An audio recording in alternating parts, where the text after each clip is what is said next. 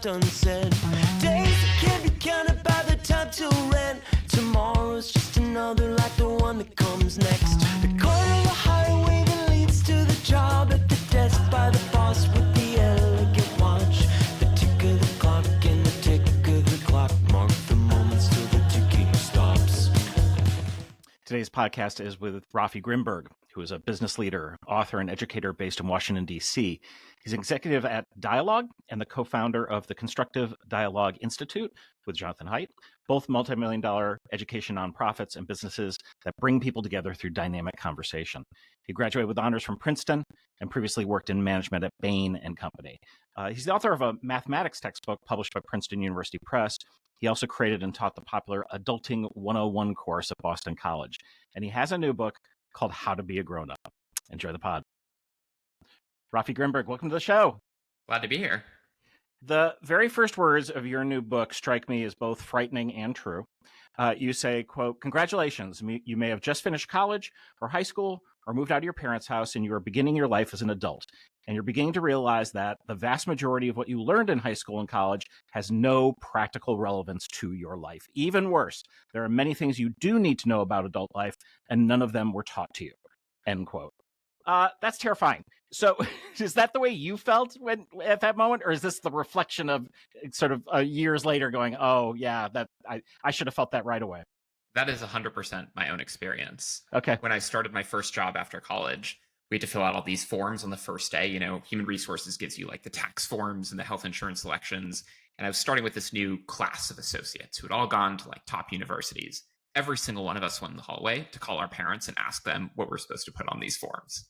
Wow. And that was the moment I realized I've been in school for, 16, 17 years and just hadn't learned all these basics of adult life that seemed really important. And this isn't just like how to pay your bills. You say early in the book, quote, "I didn't know how to be happy." And that's a big part of this book because you really, and maybe happiness isn't the right word ultimately and use other words, but I think the heart of it is very true, which is for many of us, we don't know that those are skill sets to even possess. Exactly. Happiness, fulfillment, those are different for everyone. Everyone has different versions of what they want, but there are some fundamental skills that can help everyone get closer to those goals. And if I were designing a K through 12 or college curriculum from scratch, my question would be, how do we equip people with the skills that are going to maximize the probability that they thrive in life? It doesn't seem like that's how most curricula are actually designed. So I tried to remedy that with the course that I taught and then the book. So I'm married to a college professor, and, you know, as you probably could guess, the philosophy of improvisation is a lot of failure. You got to get comfortable with failure after failure after failure. And it's such a powerful skill, not just for our performers, but, you know, we have a huge business teaching this to corporations and other kinds of organizations, because what we recognize is people are so failure averse. they try to hide from it. They run from it. And we even design things to you know, that are trying to make it so that we don't fail, but it's inevitable. And so one of your early chapters is all about this idea of facing rejection and how important, and you faced a lot of it, right? Yeah. My second year of college, I had been involved in this political advocacy group and I ran for president. And I lost the election, but then they gave me the option to drop down and run for vice president. And I lost that election. I dropped down to treasurer and I lost that election. It was essentially out of this group that I'd put a lot of time and energy into. I also did a lot of theater, not improv, but acting in plays. I auditioned for 2 plays and didn't get cast. I applied to direct a show the next year, didn't get it. I applied for an internship I wanted, got rejected. There were like 3 other things, including like a girl that I had, you know, huge crush on. She rejected me. This all happened in the span of a few weeks. Mm-hmm. Oh, that's rough. So how'd you muddle through? Well, at the moment, it felt like the whole world was ending. And I think that's pretty typical for serious rejections, and especially so many of them at once. But I think my reflections led me to this point that it was like, well, the world is not ending. The world keeps moving on. And in fact, I'm developing this amazing superpower. Like if I could have any superpower in the world besides, you know, flying or time travel, it would be the ability to be totally unfazed by rejection, because then I would try anything. You could try everything. Right? I think it's fear of rejection that holds you back from applying for jobs that are really aspirational or asking someone out that you're really into, you name it in your life. And if you just didn't mind at all that feeling of being rejected, you would try anything and you'd achieve amazing things. Yeah, I mean, I think that's a thing people learn when they come here, and they a lot of them, if they're just coming here for fun, they're like, oh, it's going to be fun improv classes, and they are, but you are building them because you're going to bomb. Like no one is ever 100%, and more like 30. And I think that actually jives with the science in terms of how often we actually get it correct in actual human life. So that ability to sort of pivot gleefully in the face of that. I mean, I sit here now as a 58-year-old going, oh, if I had I wish I had had that in my 20s, because that's it can be such a hard time, and you are going to make even more mistakes, hopefully, when you're younger than when you're older. Absolutely. But it's the Yeah. best time to make mistakes in a lot of ways. I think mistakes are more expensive as you get older because you have more to lose, you have less time left to make the important life decisions. And so I feel like the ideal way to approach your 20s would be like make as many intentional mistakes and failures as you can. So the skill number 3 you talk about is think critically. So this is hugely important. And you also introduce us to a thing called Sturgeon's Law. Can you tell us what that is? Sturgeon's Law is 90% of everything you hear or read is bullshit. All right. It roughly jives with my experience, and I don't want people to be cynical, right? No. I think I try to be skeptical, but not cynical. I don't think most people are trying to lie or being badly intentioned or spreading misinformation. I think what it really is just people have a lot of opinions, and now with the internet, people share those opinions all the time, all day. You're just inundated with opinions, and a lot of them are just total BS. And so, unless you have your own filter of skepticism to kind of decide for yourself what do you think is true, what is not true, you're just going to become this like blob of like everyone else's opinions. And I think the other thing that we don't know early is what was true an hour ago might not be true an hour later because contexts always shift. So you're seeing one side of any sort of issue and not color on that. The number of people in a room changes, certain things that seem kind of true. So I think that's hugely important. On that note, I'm a fan of this paradox, right? I believe it's true that things change, context is different. Change is the only constant, as they say. And also, as it says in Ecclesiastes, there's nothing new under the sun. I think both of those things are true, right? And so what it means is, yes, the world is constantly changing. Your life is constantly changing. Your ability to adapt with change and grow is critical to have a good life. At the same time, you can recognize the patterns and things. If you don't recognize the patterns in your own life, you can never make better decisions. If you don't recognize the patterns in the world, it can feel very overwhelming to you. My least favorite word, I think, nowadays is unprecedented. Everyone says we're living in unprecedented times. Everything has a precedent. Yeah. I know. I always point to people who were adults living from like 1966 to 1976. That was a pretty turbulent time. I mean, assassination after assassination, Watergate, Vietnam. I mean, it had to be. And I remember as a little kid, I'm older than you. I remember as a little kid, we used to do the hiding under the desks because we were sure the Russians were going to send a bomb our way. And it sounds terrifying. Yeah, and it was. I mean, like literally hiding under desks. At what point in life did you learn the power of a reframe?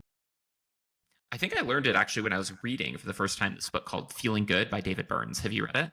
No. It's a book about cognitive behavioral therapy, and he introduces these cognitive distortions that I try to summarize in one part of my book. That's basically our automatic thoughts, our automatic responses can lead us astray. And one example is like labeling. So to use our example of failure, you might fail at something and then think, I'm a failure. Or you might take an improv class and, bomb your first time and think, I'm no good at this. And that kind of labeling is negative self-talk that self-reinforces because then you won't keep trying. You won't keep trying getting better. It's one of like 10 examples of these intuitive thoughts that almost everyone has, and they're totally wrong.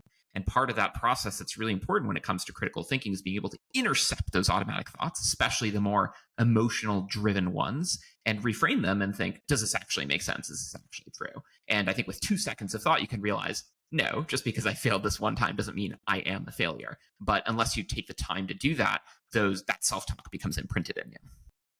Yeah, I mean, I think we don't acknowledge enough how much our bodies are speaking to us emotionally, maybe even before our mind has had a sense to process it.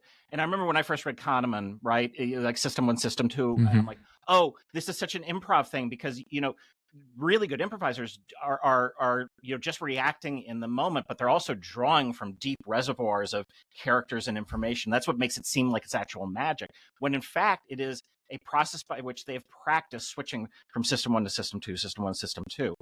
And that's a kind of superpower, because it allows you to understand in any given moment that there's multiple things happening. And so for me, God, like the minute I understood about reframing and how we can apply it to our lives, not just our work, it's a complete game changer. And I think that's probably why it's early in your book. Yeah, absolutely. And I think to your point about instincts, like some instincts are so helpful. Your instinct to take your hand off a hot stove as soon as it gets too hot. But some of your instincts are terrible, right? Your instinct when someone insults you is to punch them in the face. And all the time we're suppressing those bad instincts. That's part of being part of civilization. And it's a wonderful thing. But you have to critically examine which of these instincts you have are helpful versus not helpful, when to suppress them versus when to lean into them. And unless you have that practice to be able to intercept those thoughts, it's harder to do. So you have a few chapters in a row that I think are the ones that are like, we're going to talk about finances now and credit cards and insurance. Woo! I love that. But one of the things I remember as a young person having hammered into me culturally, and I think my parents too, were owning a house. That was the thing. It was all about owning the real estate. And I don't know that here's what I do know. I know that that's not true for everyone, or even most people necessarily. Yeah, on two levels, I'd say. On the first level, that goal doesn't make sense for everyone, because everyone may want different things out of life. For someone who really values a specific kind of life, in which feeling like a homeowner, living in a specific place where you own the property and are there long term, like that could be a goal that makes sense. For a lot of people, they want to be more transient, or they want to live in an urban environment, or they don't want to have a lot of space, or they like the feeling of someone else taking care of their home. Being a landowner isn't necessarily part of their goals. The second level is purely financial. People say buying a house is always a good value. When you're renting, you're throwing away money. It's actually not true. When you own a home, there are 4 costs associated with it that are also, quote, quote, throwing away money, meaning you're spending the money in a way that gives you the temporary benefit and is not part of the long-term investment of the home. So that is the property taxes, the maintenance and repairs, the interest on the mortgage, of course, and the taxes. Sorry, I mentioned taxes. There's a fourth one. Well, and I'll tell you this, I own a home.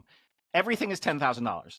It starts at that. Like the roof has to get redone, $10,000. Like your water heater, $10,000. It's constant. So in addition to all that stuff, it's not cheap to. And yeah, there's a bunch of variables as well. You have a great thing that you say, and this is in when you're talking about skill number 6, invest your money. Your recommendations to someone in their 20s is get enough insurance to prevent nightmare scenarios, pay off high interest debt, max your IRA, pay off lower interest debt, make short-term investments, build an emergency fund, and max the match on your 401k. I kind of think you nail it with all of those. That's it, right? I'm glad. I mean, that recommendation is the culmination, as you said, of many chapters where I explain these things in detail. And so the reason why I care so much about this kind of education is I think education sticks with people in a way that short-term behavioral changes don't. There are all kinds of apps out there that are trying to incentivize you to do something with your money. And those are good things, right? Like save your money and put it in the stock market and whatever. But once you stop using the app, the behavior goes away. Versus if you teach someone, explain to them why this is important and how it works, it sticks a lot longer. And so I think, if someone's going to take that list of recommendations and implement them, I will be happy. But I'll be more happy if they understand the reasons that lead to those recommendations, why they make sense, and what are the pros and cons of those recommendations as well. So I know a lot of that material is in the book, but I think that the gist of it is that debt can be very expensive and investing can be very powerful over the long term. Mm-hmm. All right. So the book really arose out of this class that you taught at BU, right? I mean, Boston College, yeah. Boston College at BC. So my question for you was like, did they say yes right away when you pitched them the class, or did you have to like work it? I got rejected too. Okay. And it was a little bit of backdoor because I was originally hired to do career coaching.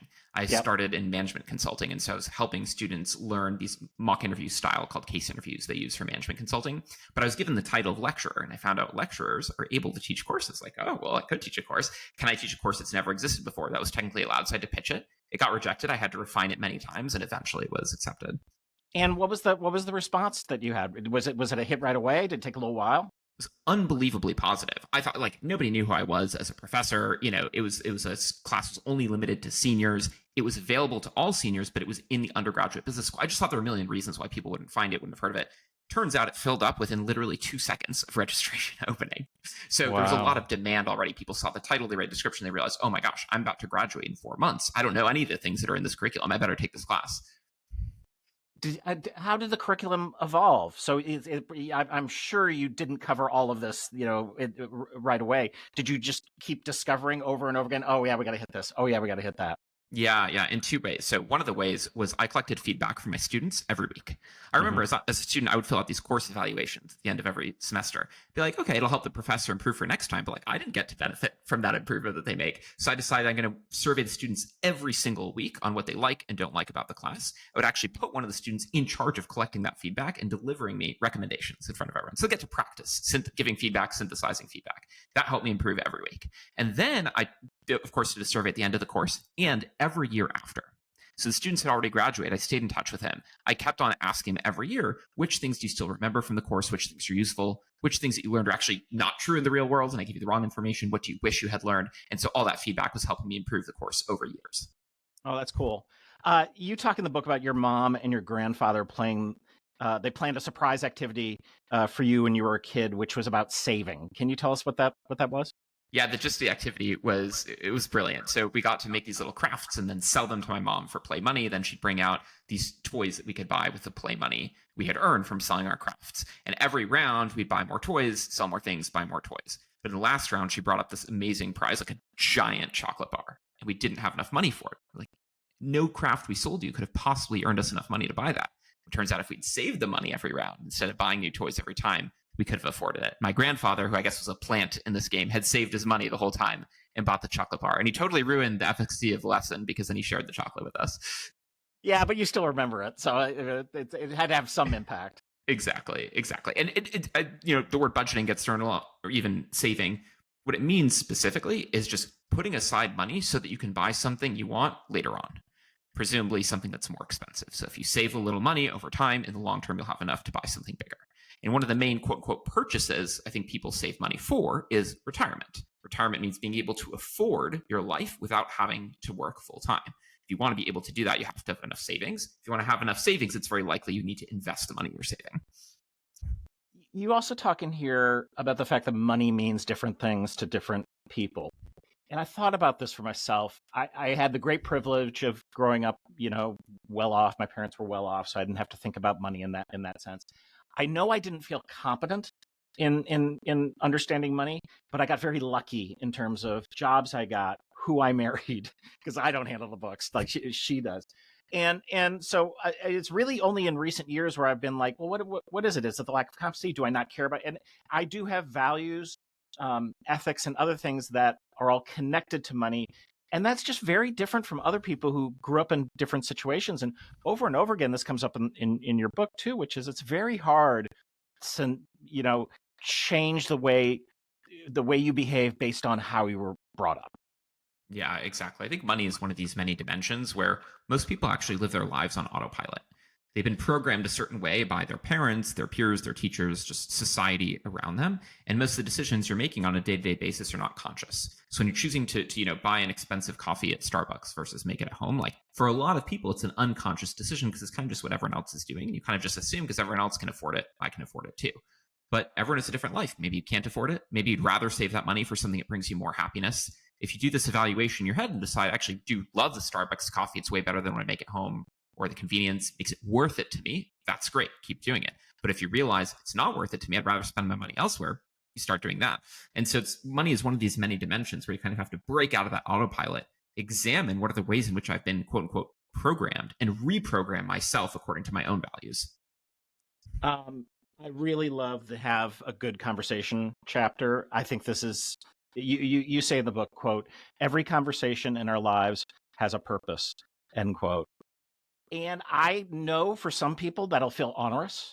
To me, it's liberating because it means, and this is such an improv thing, that I should be fully present as much as I can be in all my days.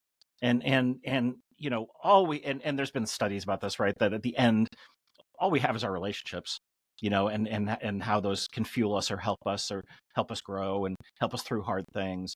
So Talk to us a bit about your philosophy around this. Yeah, well, it's driven by a study that maybe you're referring to, the Harvard Happiness Study, where they actually Yeah. tracked a cohort of people over the course of their entire lives and trying to determine what is it that makes them happy. The number one top thing they isolated as a variable was relationships. And there's a very specific aspect of relationships that would make people happy, which is relationships that had trust. So it's not necessarily that someone was married for a long time or had a close friend that would be more likely to make them happy, as if that was a person that they felt they could trust.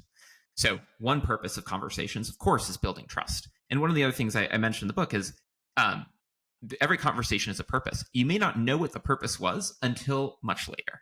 And so I look back, for example, at my high school days when I was like fooling around with my friends. Like, what purpose did those conversations serve? They were strengthening the bond between us. They're building trust that now has lasted, a lifetime, at least so far. I think the other thing about trust is it's given.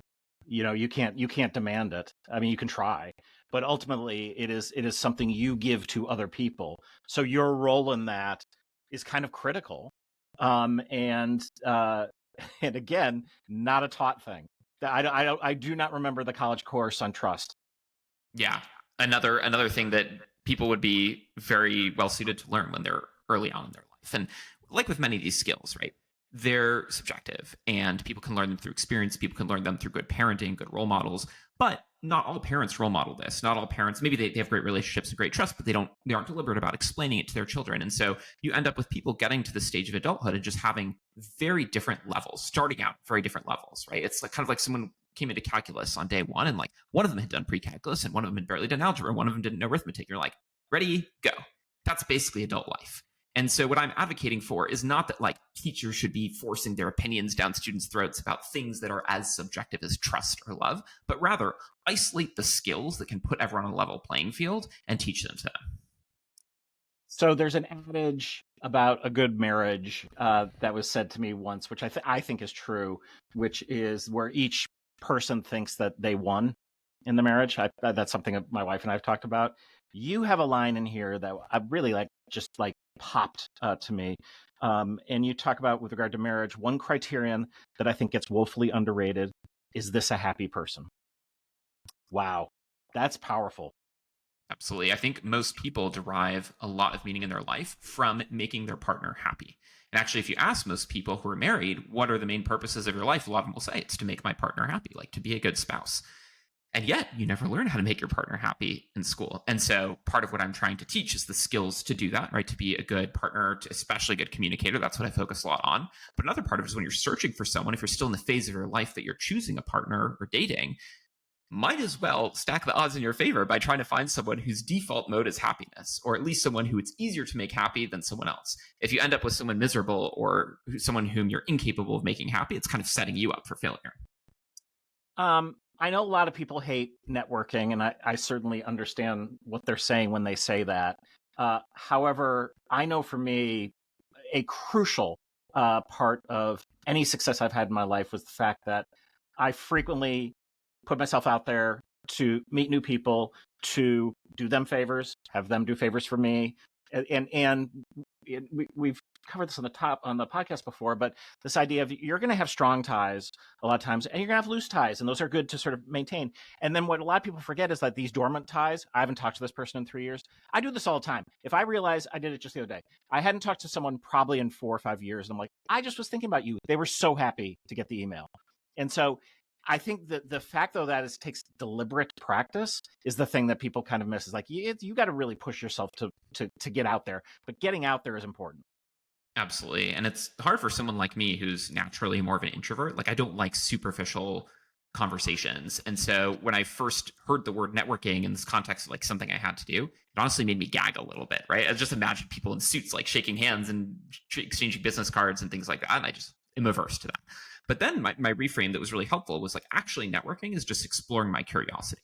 I don't know what kinds of careers are out there. And I could just start by looking up the people who I think have awesome jobs, like seems super fun. Okay, and then I can talk to them and find out, is the job actually awesome? What is it that they're really doing day to day? And from there, kind of, if it does still sound like a great career path for me, like how did they get there, and learn from them? And then if that's the case, that I think it's achievable, like ask them, who are more people, 2 more people that I can talk to, and kind of grow from there. And I found that the vast majority of people love to talk about themselves, and are happy to help someone out earlier on, especially when you're not asking for anything in return. This is before the stage where you're explicitly looking for a job or applying for something, and you're just gathering information. You say, I just want to learn about you and like why your job is so awesome. Almost anyone, I think, will share that with you. And so my approach to networking has always just been follow my curiosity. Don't worry about people's social status, kind of climbing some imaginary ladder, exchanging the right business cards. Just if I find someone really interesting, talk to them and ask them who else they think is interesting. Were you lucky enough to have an adult relationship with your parents? Yes. Yeah, let's talk about that. I found that our dynamic changed once I reached financial independence. Let's say they were helping pay for college. I paid for the majority of it. And so when I graduated, it was just things were totally different, right? I wasn't like as reliant on them in the same way anymore. And one of these realizations I had was that they may no longer know what's best for me. So when you're a kid, your parents know what's best for you, and they force you to make decisions that are better off for you in the long term, right? They'll prevent you from eating candy, and they'll force you to eat vegetables because that'll help you grow. And it makes sense because you're a child, you don't understand these things. But by the time you reach a certain age, I think you know what's best for you more than your parents do. It doesn't mean on everything. They're probably still right on a lot of things where you're wrong, but overall, you have a better sense of yourself than they do. And that changes the dynamic because now their advice is no longer default correct. It's default, well, I should be a little bit skeptical of that. And so myself personally, I really value my parents' advice. I try to seek it out. I think that they're really smart and wise, and they help me make good decisions, but they're not the sole arbiters of those decisions. And I feel like the key to navigating that dynamic with adult parents is to be able to show that you appreciate their advice, you're grateful for everything they've done for you, but being grateful doesn't mean having to live the life that they want you to live. I remember this conversation with my dad. We were driving the car. I got married way too young. And How old were you? 24. Okay, I was 25. No, okay. I was also 24. All right, you were 24. 25, yeah. So this is my first marriage. Didn't last long. And I had figured it out. In part, that's why your line about this was not a happy person. And they were certainly not going to make me happy. And I was like, I'm sorry. It's bad. But look, I mean, I got out, but there's no kids or whatever. But I remember I'm talking to my dad, and he's like, because he'd been married to my mom forever. And, he's like, well, are you sure? And I go, I could not have been more sure at that point. And it's funny too, because he's like, okay, it's your thing. And it was not inexpensive, and they helped out with that. But literally like 2 years later, as I'm about to get married to my second wife, my dad was on the radio and reviewed theater, and he was reviewing theater with my wife on the radio because they got along so well. And it was absolutely the right move. But that for me was a marker of, it's changed. The dynamic has changed, and it was great. And we settled into new roles. And I know that's probably not easy for everyone. I had a very good relationship with both my parents. It wasn't a lot of problems. And I know, but it's again, like money, it's different for everyone in those relationships. But I think it does have to evolve in some way. Otherwise, you're going to be stuck in a rut. It sounds like you were lucky in more ways than one, right? But especially because your father kind of just accepted the dynamic was changing. I think a lot of parents struggle with that. And now I'm a parent, so I understand. I think one day I will struggle with that too. I coined this term that it's like the post-wedding parents freak out. So many of my friends' parents kind of had this freak out after their kids got married, where they realize they're no longer the primary influence in their child's life. It's now this total rando who they married. And so a lot of parents, like, that impacts them in different ways. And so what I suggest doing is actually defining the relationship explicitly with your parents. Like, have a conversation that is dedicated to saying, how do we want our dynamic to be now that I'm independent, or now that I'm married, or whatever has changed? Yeah, I have a 27-year-old, and he's great, and our relationship is obviously changed. He lives in Atlanta. He's a Shakespeare actor. He's poor, but he's happy, and very, very much sort of leans into the relationship we have. But it's deliberate, like that. That's the thing, and we do talk about that. That's amazing. You have a great line in the book. You say the most useful skill for any career is empathy. What do you mean when you say that? I think especially if you're just getting started out, your first job, you're probably working very closely with a boss, like a manager. And if you can put yourself in your manager's shoes, that is engaging in the exercise of empathy, you can figure out how to make their life better. And I think your success in that first job is almost 100% correlated with, are you making their life better? And it's not because they're super important or should be some like godlike figure in your life. It's really just because they have a job to do also. They hired you because you can help them with a part of it. And the more that you're putting yourself in their shoes and thinking, what do I need next? What would be helpful to me next? The more you take that burden as well off their shoulders of having to manage you. There's a term we used in consulting that was, instead of like managing down, you manage up, right? It's your job to manage up towards your manager, not their job to hold you accountable to the deadlines and things like that. The reason I marked that word too is last week we did a presentation of this, the 44th annual hostage negotiation seminar in Baltimore. Oh, so wow. so it was improv. We led them through exercises. They've been holding hostages in Baltimore for 44 years? For 44 years they have. I can't believe it's not in the papers every day. Everyone is still living in Baltimore. They just haven't been able to get out of there. No, they can't get out of there. That explains a lot. A completely armed audience as well, right? So it's FBI and law enforcement. But one of the first presentations was on resilience, and the speaker, who was retired, Queen's cop and hostage negotiator, he said the most important thing is empathy. And saying this to a tough group of men and women with guns who go into a lot of and I heard it over and over and over in all these different case studies. And it's so interesting because our national conversation isn't about empathy, and yet you see it everywhere in terms of business, and you see these high stakes situations. And of course it's important. I mean, it's crucially important, but it's got a bad rap right now. Yeah, I think it's a semantically overloaded term, and it gets used for so many different things. And at this point, it means different things to different people, and probably depending on which side of the political spectrum you're on, it means different things to you. But I think what we're referring to here is just being able to put yourself in someone else's shoes and try to think like them and feel like them.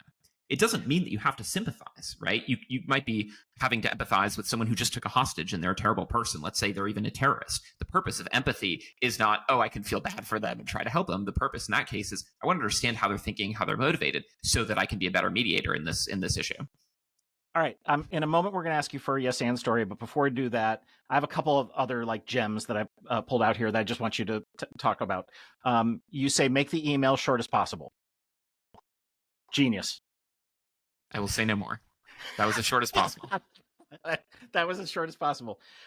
You say, treat your own professional development as a project that you own. Do talk more about that. When we talked about managing up, the idea is you own your own projects. Your manager gives you something, and now it's your responsibility to set interim deadlines, to keep him or her in the loop about those deadlines, to make them feel like you've got it all on your plate. You own it. I think your own professional development is very similar, right? So the skills you're gaining, your path to promotion, the types of jobs you want to learn about in the future, that's all part of your professional development. It's up to you to make sure that's happening. And I think it's a big transition to adult life, whereas in the past, your teachers, at least in theory, have your best interest at heart. They want you to learn. They're kind of responsible for your development, at least in part. Your manager, if you don't have someone who's especially kind and caring, may not, right? What they may have in mind is just to squeeze as much work out of you as possible. Might be worth doing that work to please them and do well in your job, but the other thing you have to be conscious of: are you learning? Are you growing? That's your responsibility. All right, so that's a perfect segue to the last one. I decided to make a commitment that I would only work on jobs I cared about. That was after I realized that I spent more than half of my waking hours at work. So the majority of my waking life would be spent at my job. And I felt like I was fortunate enough to be in a position where I had some savings and I had already explored and gotten a sense of what kinds of things I was interested in. And I thought, might as well lean into those things instead of just doing something that I think is basically pointless. Not saying it was bad, but just didn't really serve a purpose that I cared about in the grand scheme of things. And so my commitment to myself was find jobs that I think are doing something positive for the world, where I'm making a contribution, and that contribution is unique. I can really make a difference with it, and only work on those things. I think some people might think that's a limiting concept. I actually think it's the opposite. I think it forces you then to be like, because you don't care about one thing. You're not a monster. So you care about many things. So there's many opportunities, but it forces you to consider no, this is one life I live. I have one shot at this. It might as well do it to the greatest extent I can do it. And you're not going to to know how to do that unless you make a value move like that. Yeah. Part of this sort of mission-driven approach is informed by the concepts I write about in the book. Part of it is informed by the fact that my wife is a hospice and palliative care doctor. So she takes care of people who are literally on their deathbeds every day. And the way that she kind of thinks about and designs her life is like, I see what people are like at the end when they reflect back at their life and what they found was important. I will caveat that by saying I always found the expression live each day like it's your last to make no sense to me. Like, if I lived today like it was my last day, I'd be like sharing my bank account passwords with my wife. I'd be like calling up my family and friends and crying and writing goodbye letters. Right? Like, no, I want to live each day like it's my first. I see my children, how they live. They appreciate everything as if for the first time. They get excited by what they see in nature and other people. I think like that's a more exciting way to life. And so I'm not optimizing for my deathbed, but I'm trying to zoom myself into the future and look back and say, what will I think was important to me? And then appreciate each of those moments. That's brilliant. We always ask our guests for a yes and story at the end. Do you have one? Yes. Well, I have a best friend that I grew up with, and he went to college with me. And then my wife introduced him to her best friend, and they got married. And we always had this dream of living side by side and raising children together. And the dream was not feasible. We had different jobs. Our children were born at different times. I mean, a million different things to coordinate. I remember we even asked a realtor at one point, we want 2 houses that are side by side in the Washington, D.C. area, walking distance from a synagogue, close to my friend's job, close to this kind of school, whatever. And she just laughed, like literally just burst out laughing. At some point, we actually got this opportunity. There was a new townhome development that went on sale where I live now in Washington, D.C., and it was not the right house for us, right? Like, this house has many stairs, which is not ideal for having little kids, and it's too small, and et cetera, et cetera. But we just said, like, yes, this is the one opportunity we're going to have. And not only did we jump on that opportunity, so we moved into this house to live next door to our best friends, we actually changed our life in many other ways, too. We became more religiously observant because we're now walking distance from a synagogue. We're sending our kids to religious day school. We made, I think we counted, it was like 4 or 5 major life changes all within the same month. Wow. Okay. So you now reflecting back on this, you're like, yes, it was a good move. Yes, it was good. And of course it has downsides, right? Every decision in life has trade-offs. But we thought that this ability to share a life with our friends in a way that you don't really get to do when you're like, quote unquote, long distance would be worth all those trade-offs. Yeah. I reflect on so our kitchen's too small. There's a bunch of this place that we raised our kids, right? But the neighborhood, the neighbors are like still our lifelong friends. So like the kids, they would all move from house to house, right? And there's a playground. So ultimately, the things that mattered most, which was our social life in this community, was I can't even imagine what my life would be like if I hadn't had that. And the perfect house was not going to deliver that. Yeah, exactly. The book is called How to Be a Grown-Up. Raffi Grinberg, thanks for coming on the pod.